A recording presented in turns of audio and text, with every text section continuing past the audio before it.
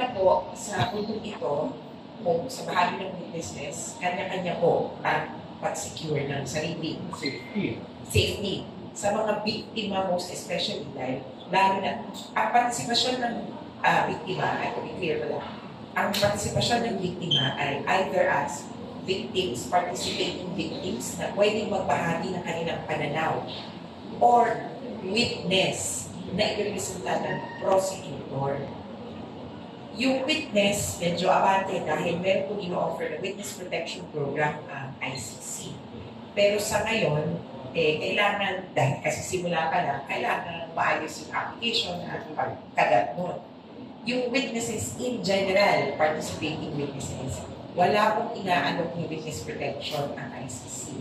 And even their own witness protection, they would prefer in-country than out of the country. Kasi ang laki ng bubulabugi ko na buhay. Hindi lang yung witness, ipamilya niya, pati extended family, and so forth. Kaya, sa totoo lang, malaking risk para sa mga biktima na mag-come forward. At kinikilala namin na ang risk ay pwedeng manggaling hindi lamang kay Presidente Duterte o under his command, but also from his supporters. Yung mga nalulog na at kung ano-ano na naiisip. O kaya kung sino mang maligot ng utang.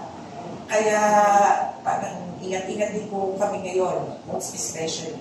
Ito yung panahon na inaalam, may ebidensya pa.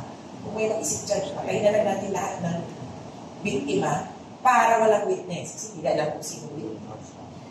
Ingat-ingat po. Ganun din naman sa defense. Kasi may ganun din silang agam-agam na puhulihin na ako, magtatago ako.